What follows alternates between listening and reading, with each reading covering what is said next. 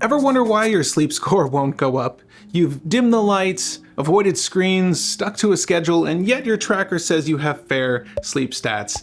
Today we'll be going over why that happens and what actually matters. Most consumer sleep trackers like wristbands and rings use two key signals: an accelerometer, which senses movement, and a photoplethysmography sensor, or PPG, as I'll never say that word again, which detects heart rate through light shining on your skin. They feed this data into a proprietary algorithm that infers when you're awake, asleep, or in some various form of sleep stage. In other words, it's basically guessing, not measuring brain activity like an EEG-based PSG. These devices generally detect sleep with high sensitivity, upwards of 95%, meaning they rarely miss when you're asleep and perform comparably to research-grade actigraphy. However, they have low specificity, often below 30%, so wakefulness is easily overlooked. So when your tracker says 2 hours of deep sleep, you're looking at an educated guess, not a guarantee. Now, this doesn't mean that your tracker is a lie, it's just limited. These devices rely on movement and heart rate patterns to estimate your sleep, but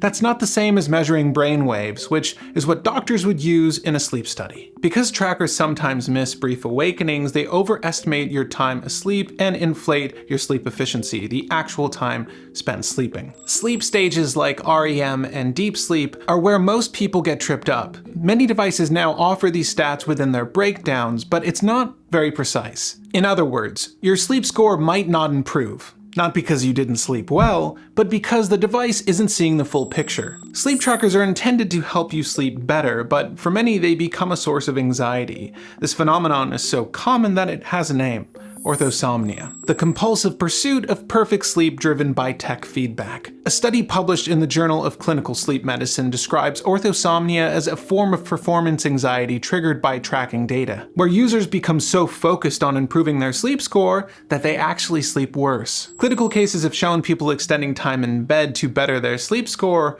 often worsening insomnia. If you wake up feeling okay, but your device tells you otherwise, you might carry that negativity into your day, and even into your next night's sleep. That's a feedback loop you don't want. Even with great sleeping habits, subtle environmental factors such as ambient lights could disturb your sleep without affecting your sleep score. Trackers often miss these non-physiological disruptors because they don't monitor light exposure or brain arousal. Trackers may still show 95% efficiency despite your brain being awakened dozens of times. Again, these micro disturbances aren't captured through movement or pulse, so while they may not affect your sleep score, they will still affect you. Are you looking for somewhere to test all the latest online exclusive mattresses in one place? Perfect. That's where SleePare comes in. Try out any mattress in our showrooms by booking an appointment today via the links in the description.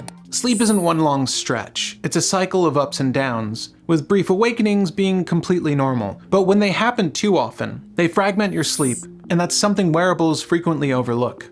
In one study, wearable agreement with PSG was moderate but missed short wakes. You may still wake up 3 to 6 times per night, and that's totally normal, but feel unrested. So you could do everything right. No screens, regular bedtime, but if there's a hallway light creeping in or a blinking charger near your bed, your sleep depth may suffer without your tracker ever noticing. Okay, so your sleep score isn't going up despite you doing all the right things. Now, that doesn't mean your quality of sleep isn't improving, only that your tracker isn't seeing everything. Here are 4 strategies that will actually help. Trackers are best for spotting long-term patterns, not nightly changes.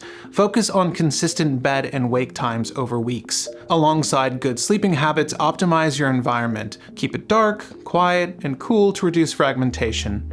Avoid checking your sleep score first thing. It can shape your day more than your sleep did. And remember, these devices aren't diagnostic. If you're still feeling tired, consult a sleep specialist. Bottom line, your tracker is helpful, not definitive. Don't let the numbers determine how you feel. If you found this video helpful or in the least entertaining, I'll encourage you to leave it with a like. If you want to see more videos like this, you can do so by clicking or tapping on screen now. Again, thank you for watching this one, and happy snoozing.